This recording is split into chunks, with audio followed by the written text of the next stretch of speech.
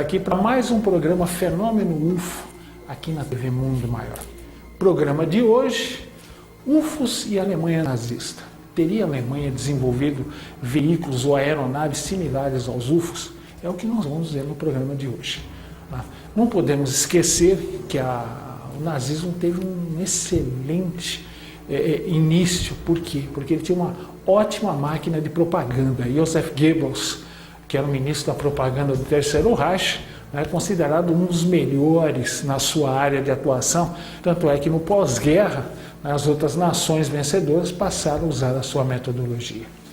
Bom, então nós temos que remontar ao final da Primeira Guerra Mundial. A Alemanha foi vencida e sofreu severas restrições para a construção de novos armamentos e para a ampliação de suas forças armadas.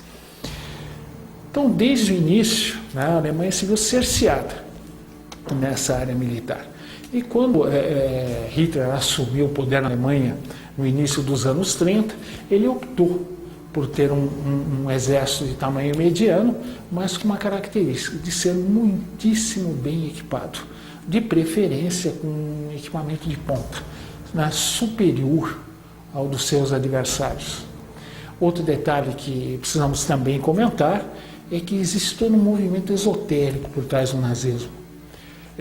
Himmler, que era o chefe das SS, o próprio Hitler e outros líderes do nazismo, pertenciam a uma sociedade secreta, que sempre procurou buscar as origens do povo germânico na antiga Atlântida. Sempre se procurou se ligar à raça alemã, ao povo atlântico. Quem assistiu aquele filme Indiana Jones 1, quando nós vemos diversos arqueólogos, pesquisadores alemães rodando o mundo através de símbolos sagrados como Santo Graal e outros, aquilo é fato.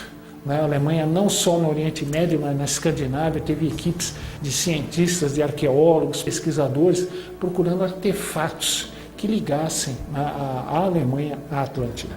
Fora isso, também é dito que havia contatos a nível mediúnico dos líderes nazistas com uma hierarquia que duvido muito fosse uma hierarquia de bem. Esse contato também fez com que a tecnologia alemã desse um salto de 1/4 de século diante de outros países. Vamos conferir isso agora. Nós temos aqui a primeira imagem de um navio, um coraçado de bolso do Admiral Graf Spee.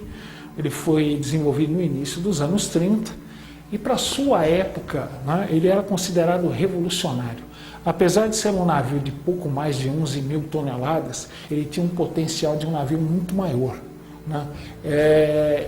Ele causou sérias preocupações, tanto na Inglaterra como na França, que viram que essa belonave, desenvolvida na Alemanha, superava os seus navios principais de época. Um outro exemplo disso aqui, nós temos a imagem do HE-178, foi o primeiro jato desenvolvido no mundo. Ele antecedeu de meses o projeto Frank Whittle da Inglaterra. Foi desenvolvido pelo engenheiro Pabst von Rhein. E dele, do HE-178, viria a surgir um outro avião, o primeiro jato de combate desenvolvido no mundo, que foi o Messerschmitt 262, desenvolvido pelo engenheiro Wilhelm Messerschmitt. E o ME-262 tem uma série de características revolucionárias para a época. A sua turbina de fluxo axial era superior à utilizada pelos britânicos de fluxo centrífugo, a asa enflechada, que minimizava problemas de arrasto, permitindo maior velocidade por parte do avião. Nós vemos também aqui um outro exemplo de tecnologia de ponto, avião de asas em delta e também delta sem cauda, que é a imagem seguinte, desenvolvida pelo engenheiro Alexander von Lippisch. Nós viríamos ver esse tipo de asa, de desenho, em aviões americanos e ingleses do pós-guerra. Quando a Alemanha foi vencida, os aliados correram para pegar essa tecnologia que estava muito à frente da sua época e deles também. Nós vemos uma imagem do professor Alexander Lippisch aqui. Agora nós vamos ver aqui essa tecnologia de ponta sendo aplicada pelos aliados no pós-guerra. A primeira imagem que nós temos aqui é do MiG-15. Foi o primeiro jato russo de asas enflechadas, lutou na guerra da Coreia contra os jatos norte-americanos. né? Também um avião moderno para a sua época. E os americanos deram o troco, né? Com um projeto também de asas enflechadas, que foi o F-86 Sabre, né? A imagem seguinte, nós vemos caças já americanos com asa em delta, seguindo a ideia do professor Lippisch. Nós vemos aqui o caça F-102 da Força Aérea Americana, né, que foi um dos primeiros caças supersônicos das Forças Armadas norte-americanas. Um outro exemplo da aplicação dessa tecnologia está aqui também pelo jato francês Mirage III E. No caso, o Brasil usou até poucos anos atrás, né, a versão desse caça supersônico também dotado de asas em delta sem cauda, que era a ideia do professor Lippisch. Também na Alemanha, né, surgiram os primeiros mísseis da história, as bombas V1 e principalmente as V2, né, que não havia defesa contra esse tipo de engenho. Era um foguete, né, com ogiva de centenas de quilos de explosivo, fez estragos gigantescos na Inglaterra, e a Alemanha já planejava no futuro mísseis ainda maiores para atingir os Estados Unidos, além como mísseis para defesa antiaérea, que teria causado uma verdadeira devastação, né, nos bombardeiros americanos e ingleses que atacavam a Alemanha. Como nós vimos até aqui, né, a Alemanha detinha uma tecnologia de ponta, né, inclusive na produção de veículos eletromagnéticos. O próprio mestre de Wernher von Braun, que foi o responsável pela pela tecnologia espacial norte-americana, né, também era favorável ao uso de propulsão eletromagnética no espaço em vez de foguetes, né, devido às limitações claras dos nossos foguetes. Mas, no entanto, é dito, né, que a Alemanha teria recebido em suas mãos, ou caído em suas mãos, um UFO. Né? Esse UFO teria sido capturado nas ilhas Spitsbergen, no hemisfério norte, que nós vamos comentar no nosso segundo bloco. Agora nós vamos para o nosso quiz de hoje. Né? E a pergunta do nosso quiz de hoje é justamente essa. Em 1946, os militares norte-americanos participaram de um conflito com tropas nazistas, né, ao desembarcar na Antártida. Esse conflito teve um nome, e é essa pergunta que fazemos. Qual teria sido o nome dessa batalha que se desenvolveu na Antártica? Alternativa A, Guerra dos Leões. Alternativa B, Guerra dos Tigres. Alternativa C, Guerra dos Pinguins. Vou repetir. Alternativa A é Guerra dos Leões, alternativa B, Guerra dos Tigres, alternativa C, Guerra dos Pinguins. Estaremos dando a resposta do quiz no nosso último bloco. Voltamos já já com mais Fenômeno UFO. Até já!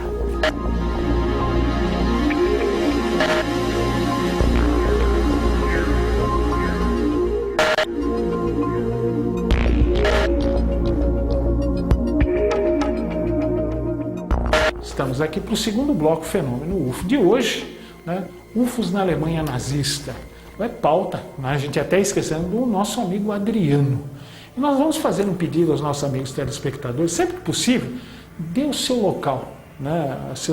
A cidade natal, sua, o estado, para que a gente possa comentar aqui no ar. Eu gostaria muito. Né? Então, meu amigo Adriano, numa próxima participação, por favor, Adriano, coloque a sua cidade, estado, por favor, tá bom, meu amigo? Então nós estamos falando de UFOs na Alemanha nazista e a respeito de uma queda de um UFO discoide nas ilhas Spitsbergen, no Círculo Polar Ártico. Esse objeto teria caído naquela região e militares alemães teriam corrido até o local literalmente, né, capturado aquela nave acidentada e levado até a Alemanha, né, nas instalações secretas de Peenemünde, onde é que eram desenvolvidas as bombas V1 e V2. Ali, através de um processo de engenharia reversa, teriam descoberto como essa nave funcionaria para que pudesse duplicá-la, né, naquelas instalações. Detalhe curioso, né, a fonte de energia, né, seria uma fonte alternativa, né, recebida através de contato mediúnico. Era uma energia chamada Vril. Muita gente coloca Vril como um tipo de nave desenvolvido pelos nazistas, e não é. É um tipo de energia alternativa, né, que os alemães teriam recebido de uma fonte mediúnica. Alguns creem que talvez numa hierarquia extraterrestre não tão positiva assim, teria passado aos alemães, né, como utilizar-se dessa força, né, que seria uma espécie de força universal, né? Faz lembrar um pouquinho, né, aquela força da série Guerra nas Estrelas. E esse vril proporcionaria uma fonte de energia praticamente ilimitada para os UFOs alemães, né, funcionarem. Então nós vemos aqui, né, a imagem das Ilhas Spitsbergen. Existe uma foto também muito polêmica, né, que nós vamos ver a seguinte: são dois agentes da Gestapo, que era a polícia secreta alemã, segurando um pequeno humanoide pelos braços. Né. Comenta-se, né, que esse ser teria sido um sobrevivente de uma queda de um UFO, ou em território alemão, né, ou em território dominado pela Alemanha. Não se sabe ao certo a origem dessa foto, se ela é autêntica ou não. Então, nós vemos atrás pessoas civis, né, olhando, uma senhora, no caso, olhando horrorizada, né, aquele pequeno ser que usa um traje metalizado, uma bota metálica também. Ele olha visivelmente com medo para um dos agentes da Gestapo. Então, também talvez tenha havido uma segunda queda na Alemanha. Não se sabe se isso é verídico ou não, né? Bom, a imagem que nós vemos aqui a seguir, nós vemos um Messerschmitt 109, um caça alemão, acompanhando um UFO. Né? A imagem seguinte, nós vemos um UFO de modelo discoide também, que se diz ter sido desenvolvido na Alemanha. Né? Detalhe, os alemães também tentaram desenvolver aeronaves discoides, mas propulsadas a turbinas a gás ou turbojatos ou turbinas, né, como é mais conhecida pelas pessoas. Né? Esses engenhos teriam sido batizados de V7 e V8, seriam aeronaves com velocidade hipersônica. Velocidade hipersônica é aquela aeronave que supera os 3.000 km por hora. No caso das V7 e V8, esses engenhos chegariam a 7, 8 mil km por hora. Né? E a função deles seria atacar não só a Inglaterra, mas o próprio continente americano, os próprios Estados Unidos também. Né? Nós vemos em seguida um engenho discoide com cúpula que teria sido desenvolvido pela BMW. Né? Hoje, no pós-guerra, fabricante de motos, depois carros também, né? A BMW teria participado desse esforço de construção de um engenho discoide. Nós vemos também a imagem seguinte, mais UFOs, né? Aqui construídos na Alemanha. Né? A imagem seguinte também, né? Nós vemos objetos discoides construídos na Alemanha. Além disso, né, a própria Alemanha desenvolveu a tecnologia da asa voadora já naquela época, que iria ser retomada depois por Jack Northrop, né, da companhia Northrop norte-americana, hoje fabricante do bombardeiro, também asa voadora, o B-2. Mas o que eu queria dizer, né, é que não há provas da existência desses engenhos. Quando os russos chegaram próximos às instalações de Peenemünde, os militares alemães colocaram cargas explosivas de alta potência em diversos pontos daquelas instalações secretas, e quando os russos estavam bem próximos, eles acionaram aquelas cargas, destruindo por completo aquelas instalações e também, né, tudo que estava lá dentro. Alguns projetistas de aeronaves discoides alemães chegaram a ser levados até a Rússia, até os Estados Unidos. Então nós vamos ver aqui na imagem seguinte uma asa voadora alemã, né? Desenvolvida também na época do conflito. Volto a frisar, não há provas nem evidências físicas reais dessas aeronaves. Muitos têm falado a respeito desses anos, alguns documentos, fotos, desenhos foram recuperados, mas é só. Nunca se viu uma aeronave efetiva desse tipo. Para que se tenha uma ideia, né, os Estados Unidos cedeu um verbo a uma firma canadense, né, uma consultora canadense, a Avro, para que ela desenvolvesse uma aeronave discoide de alto desempenho. Nós vemos aqui o disco Avro. Era um protótipo, ele tinha a função de testar essa teoria. Ele deveria chegar até uma velocidade de 250 nós, na faixa de 460, 470 km por hora, mas acabou não só não atingindo a velocidade, como demonstrou ter seríssimos problemas de controle. Ele era uma aeronave extremamente instável. Né? O piloto, né, no caso, ele tinha sérios problemas para manter o objeto estável, mesmo a pequenas velocidades, coisa de 50, 60 km por hora, eles tinham extrema dificuldade para isso. Curiosamente, nós vemos uma outra imagem aqui de um UFO discoide americano que foi apresentado até no History Channel, né? Dizem que foi uma aeronave de alto desempenho testada. Curioso que não se manteve nenhuma dessas naves. Se falou muito, né? Mas se fosse um projeto tão revolucionário, né? E tão funcional como dizem, alguém deveria ter mantido algo do gênero, que não aconteceu. Nós vamos aqui para o nosso segundo intervalo, né? E vamos fazer aquele nosso convite. Clube Amigos da Boa Nova, conheça essa iniciativa, feliz. Através de uma pequena ajuda sua, você terá acesso a descontos em eventos, em livros, eventos exclusivos, uma série de brindes. Em troca, você nos ajuda a fazer cada vez melhor o trabalho, tanto na TV Mundo Maior como na rede Boa Nova de rádio. Conheça essa iniciativa. Clube Amigos da Boa Nova, 0800 12 18 38. Vamos para o nosso segundo intervalo, já retornamos para o último bloco do Fenômeno UFO de hoje, UFOs na Alemanha nazista, pauta do nosso amigo Adriano. Até já.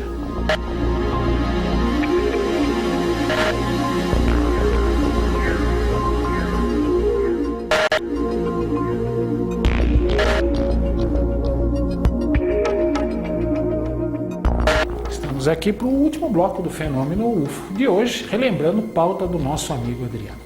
Então vamos para a resposta do quiz de hoje. E a pergunta era, em 1946, os militares norte-americanos participaram de um conflito com tropas nazistas na Antártica. E a pergunta é, como ficou conhecido esse conflito? Guerra dos Leões, Guerra dos Tigres ou Guerra dos Pinguins? A alternativa é C, Guerra dos Pinguins, por motivos óbvios, né? Na Antártica, né, a associação é óbvia. Mas uma coisa curiosa, nós temos um cientista brasileiro, meteorólogo, professor Rubens Junqueira Vilela, esteve diversas vezes na Antártida, a bordo de navios da Marinha norte-americana, e jamais viu ataque nenhum, conflito algum entre aeronaves embarcadas em porta-aviões americanos e UFOs alemães, né? Então, muito provavelmente isso aqui se trata de um mito.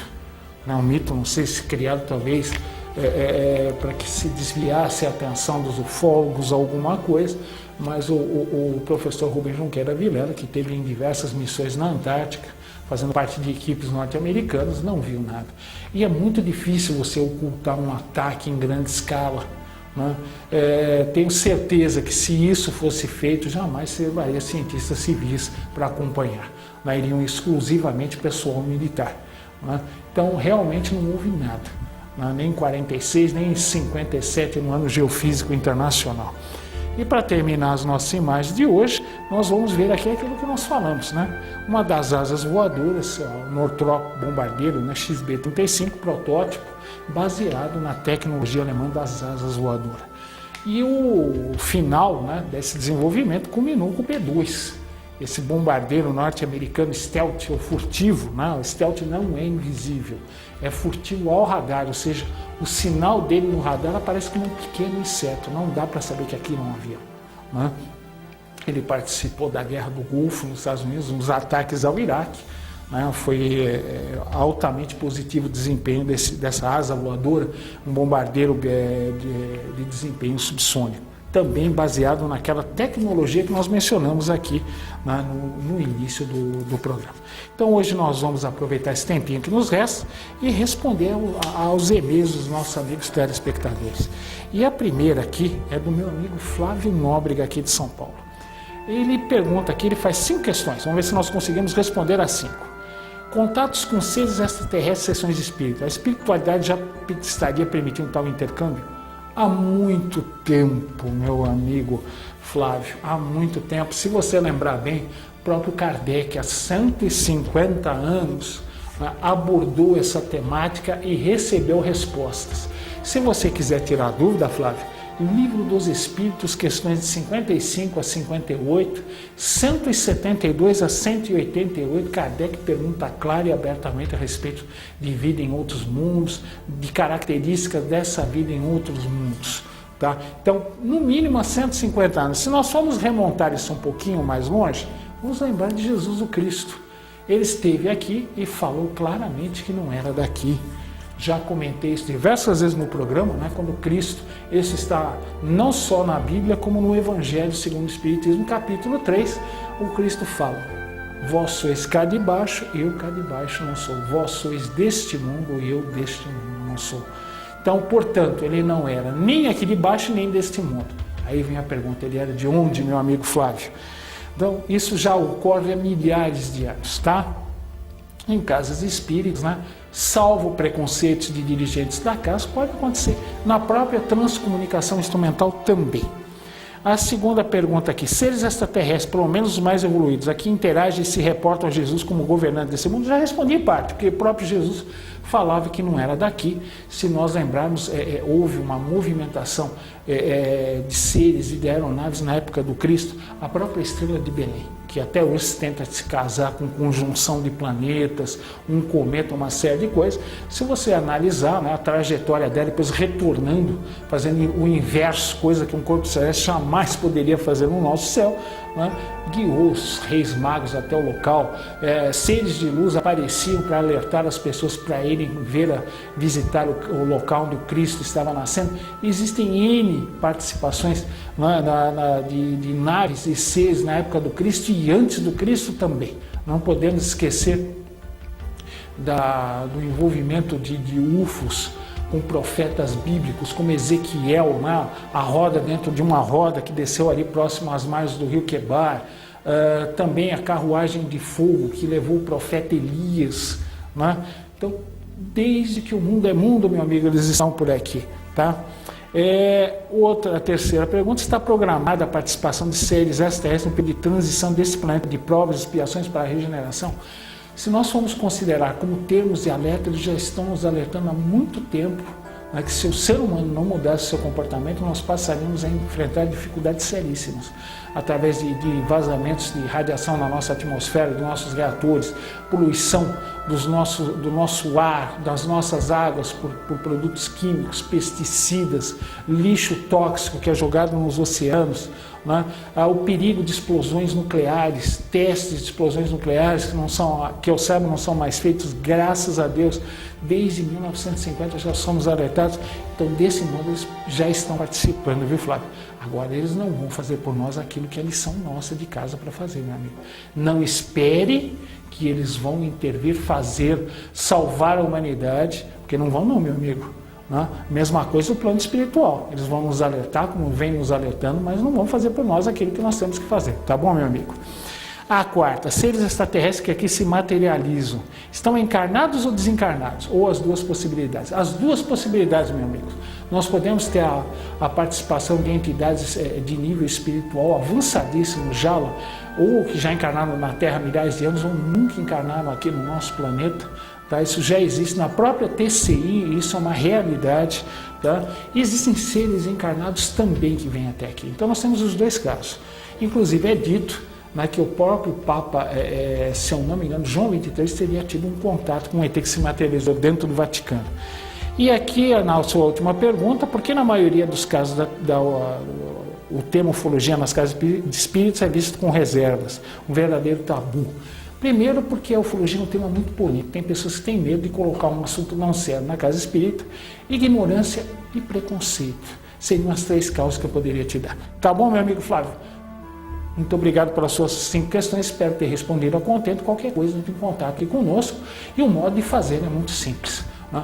É só você acessar o site aqui do programa, que é fenomenoufo@tvmundomaior.com.br. Vou repetir, fenomenoufo@tvmundomaior.com.br. Você entra em contato aqui conosco com a sua sugestão de pauta, crítica, dúvida, questões, e estaremos atendendo com o maior prazer na medida do possível. Queria desejar uma ótima semana a todos, fiquem com Deus, um beijo no coração e até semana que vem com mais um Fenômeno UFO. Até lá!